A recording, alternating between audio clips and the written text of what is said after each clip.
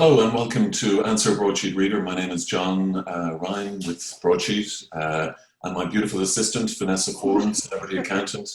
Good morning, everyone. On the hot stool is Michael Healy-Rae, independent TD for Kerry, elected in 2011. He's the son of Jackie Healy-Rae, brother of Danny Healy-Rae. And good morning, Michael Healy-Rae. Good morning, John. Good morning, Vanessa. How are you all? Oh, we're good. We're early risers like yourself. Okay, Michael. You know the terms of this. These are questions from our readers. A lot of them are Dublin sophisticates or so-called sophisticates. So some of them are a bit sneery. But there's some good questions in there. If we start, you can pass on any of the questions. Vanessa, if you can put up the questions now. Yeah, go straight into your point is what exactly. Okay. Do you know it's disrespectful to wear a hat indoors? Absolutely not. Then whoever said that, they're very little to worry them. I hope that I could go through life with as little in between my 2 ears, or so little to worry me, as they would be getting excited about something like that. And if they really knew their etiquette, they would know that a long time ago, men and women all wore caps and hats of all different types. And why? Because of practicalities. It kept them warm. Okay. Brilliant answer. Mr. T writes, Dear Michael Healy-Rae, will you be pushing the government for an extension to drink serving hours? On the continent they can drink, where is it? On the continent they can drink all through the night. Here we can only drink till 12. If you have the license, I demand more drinking hours. Michael? Well, I think our drinking hours are more than adequate. I think that if people can't get the alcohol they might need or require for a sociable drink during the hours that we have, I think that should be enough. Right. Okay, sorry, if you can just go back up, Vanessa, the question about John Delaney. Oh, yeah. Yeah, Liam Deliverance writes, just if you come down, Vanessa, please. Yeah, I'm getting it. No, it's the other way. Down below, is it? Okay, sorry about this, lads.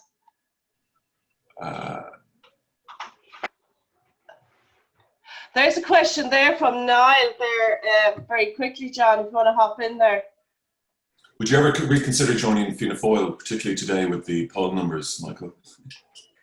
No, I think the Healy-Raes are elected in their own right without being part of or making up a political party, and the mandate that we have is to serve the people independent of any political party. So I would hope that, please God, we'll be allowed to continue in that way without being part of a party. Would that be the party that you would be closest to, your family, in terms of, if there was a party you would join? Well, I never ran as a candidate for any political party. My father was a Fianna Fáil councillor for many years before he ran as an independent for the Dáil. So, but I wouldn't have any anxiety to be part of any political party, to be honest. But would you be would your preference be to join, say, a Fianna Fáil coalition rather than a Fine Gael one?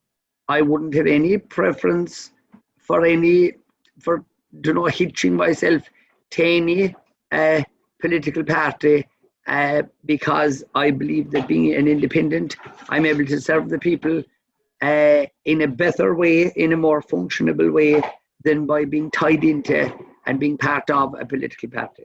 Okay, on the John Delaney question, do you still admire and respect John Delaney for spending almost 15 years lining his own pockets and running the organisation into the ground via corruption and cronyism? And is he, as you put it, still welcome in Kerry?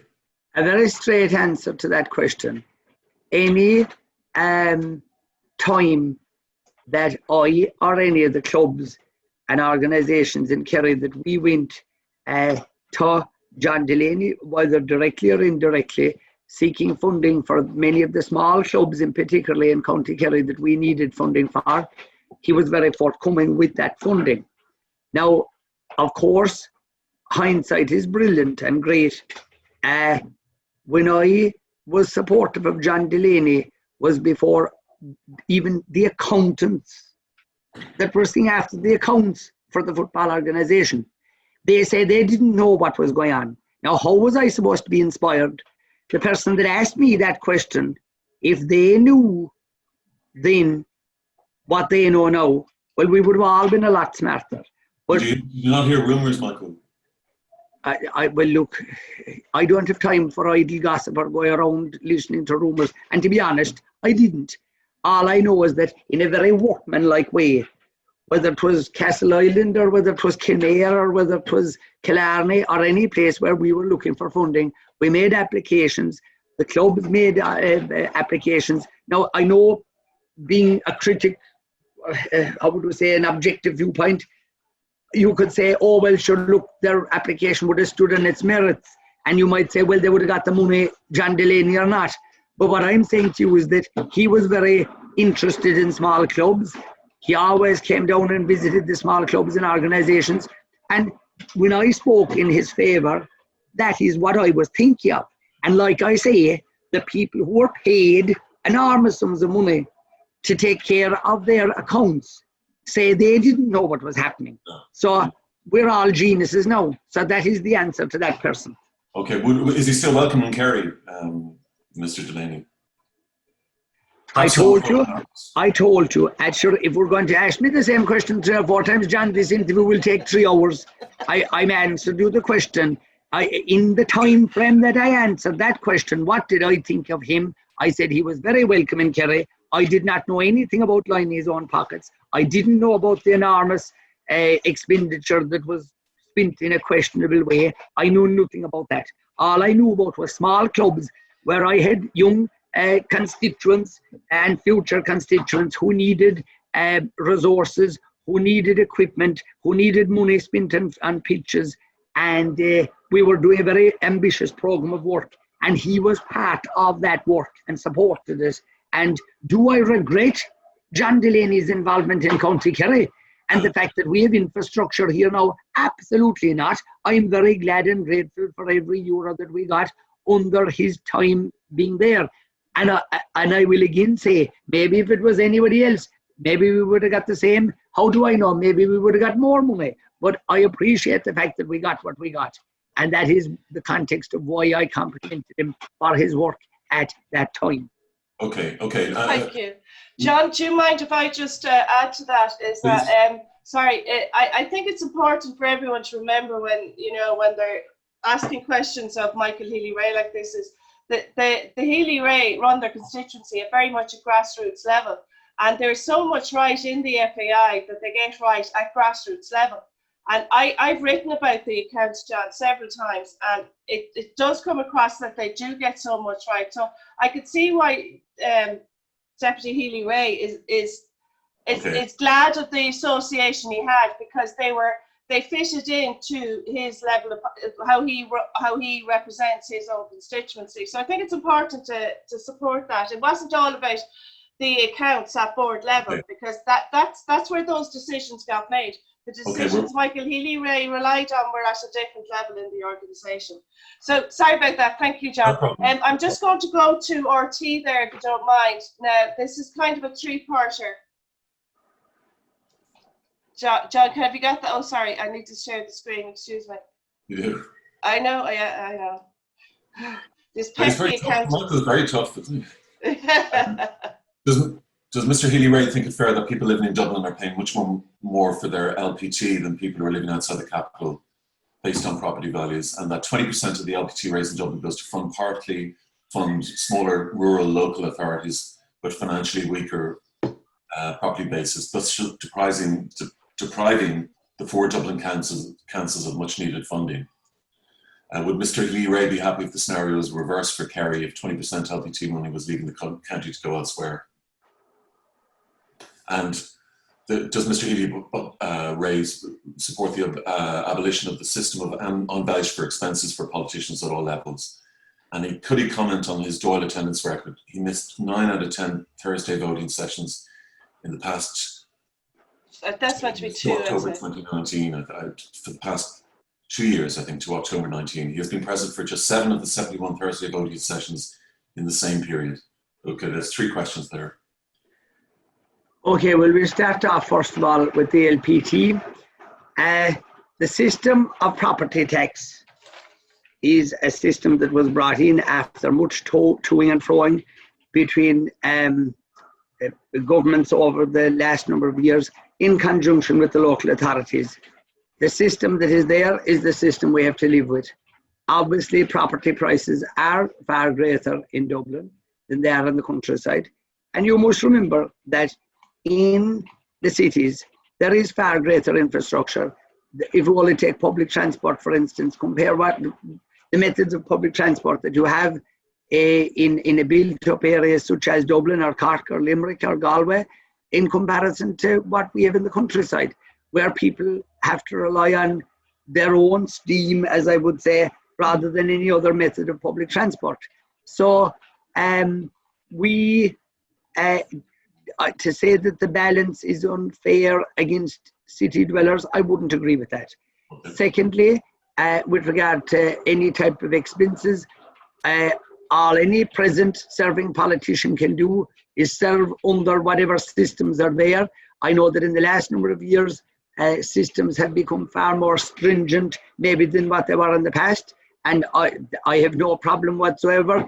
The way I'll put it to is, whatever the rules and the regulations are at any given time, that is what I will operate under. And finally, with regard to my voting record, and with regard to my record in Ireland, I would ask that listener, and I would challenge that person that asked that question. I will stand over my record in Ireland any day of the week with any person, and I will debate and stand up for my record of work, my work ethic, and my attendance in debates, in votes, and in every aspect of legislation that goes through Dáil Éireann. And my record will stand up and be open to any type of scrutiny, and that's the answer I will give to that. What's the story with this, Michael? Is this because you're in Kerry, or, I mean? No, look, John, I'll answer that for you. I don't think that any person could accuse me of not doing my job diligently. Any person that wants to is obviously on an agenda. And if that person has an agenda, let them be whistling their ducks to water and following their own agenda. Maybe they should concentrate on their own work and concentrate on their own lives. And if they weren't looking over their shoulder at somebody like me, maybe they'd get on a lot better themselves. But Michael, is it simply just because are there votes where your vote has no significance? I mean, are these votes that are... No, you'd never say that your vote didn't have a significance. But like I say, that question is a loaded question. I'd like to know, for instance, is that person part of a political party? What agenda have they? I mean, like I say, I think that any person that's fair and objective will not accuse me of not doing my job properly at any level, whether it's locally, nationally, or whatever role I'm fulfilling at any given time. I think I give it my 100% and maybe my 120% at all times. Sure. Okay. Thank you. Machado Gordo Delgado, do you think publicans should be able to stick £1 onto the price of a pint when they reopen, as they haven't been able to price? He says price gouge the public for nearly 6 months, and everybody knows there's no money in this game. No, I think that the price of alcohol is expensive enough, and I think that certainly would not be a sensible way of trying to encourage people to go back to support their local hospitality industry by price hiking. I don't think that would be a good idea at this time, or at any time, in fact. Yeah.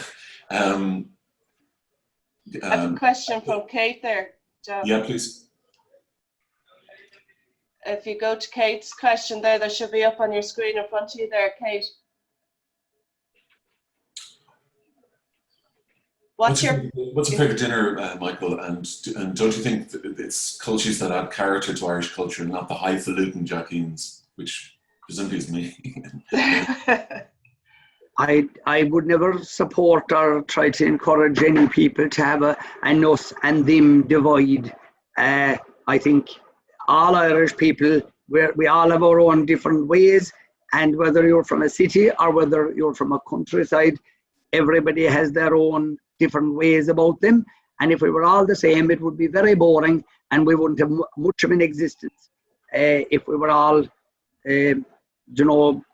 singing off the same hymn sheet.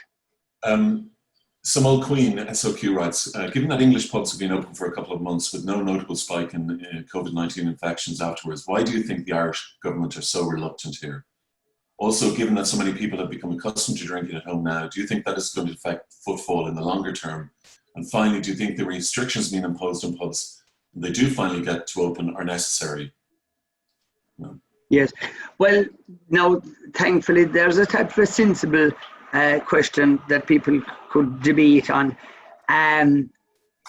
For instance, people's habits. Yes, the fact that the pubs have been closed for so long, I would imagine that people's personal habits would have changed. It's like if your local shop closed down for a while, you might get out of the habit of going there and maybe make other arrangements. And if it opened again, you mightn't go back in the same way you were going in there before that. So it might take a bit of time for people to get back into their routines if they had a routine of frequenting pubs. And there will be difficulties and trials and tribulations over the next number of months. Yes, I was as worried and concerned, as everybody knows, at the fact that the rest of Europe saw fit to allow their public houses to open, and that here our government didn't. I didn't agree with that. I thought it was wrong. But at the same time, and the one thing I'd make quite clear, John and Vanessa, and this is important, nothing, absolutely nothing is as important as the people's health and the health of the public. Whether that's older people, young children with low immune systems, we do not want anybody to get sick. We don't want anybody to go through the trauma of contracting this awful affliction. Nobody wants that to happen. But at the same time, then we have to be sensible about it.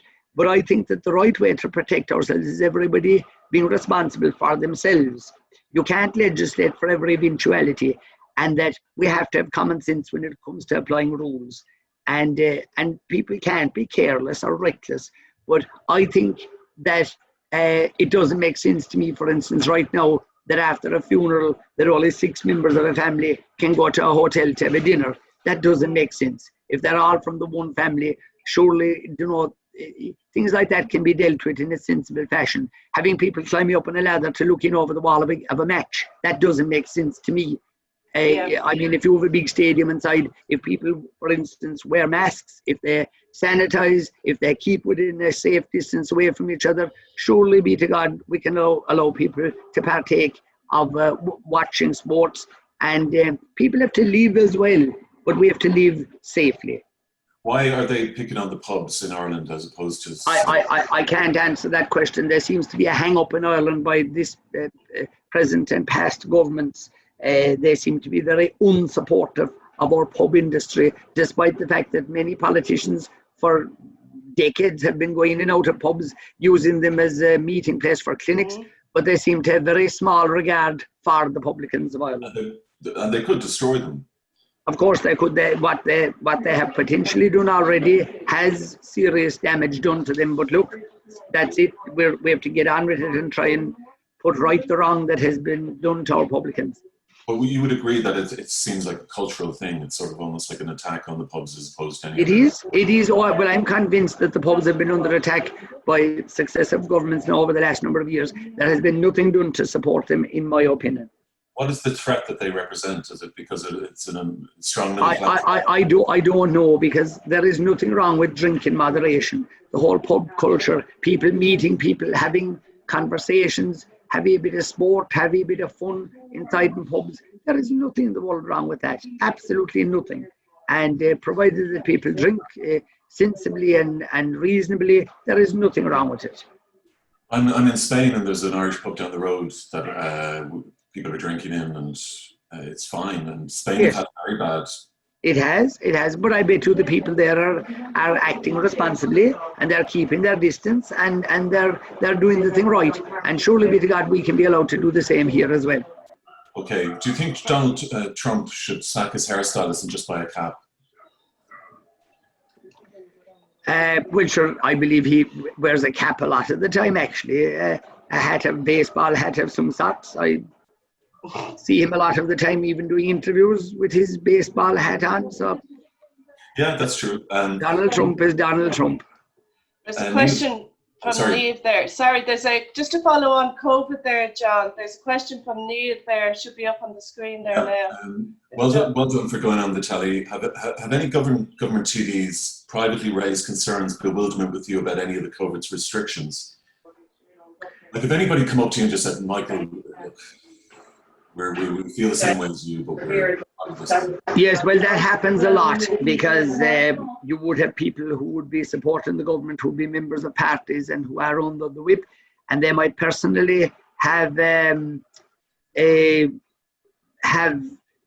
own personal opinions, but then they have to vote a certain way with the party, and that's it.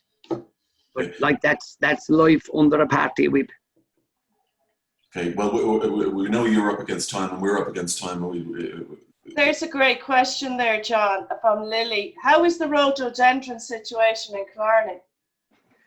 Well, at that whole situation, I have highlighted that on many occasions because Killarney, as everybody knows, is the tourism capital of the world. It is the nicest, finest place that anybody could go to.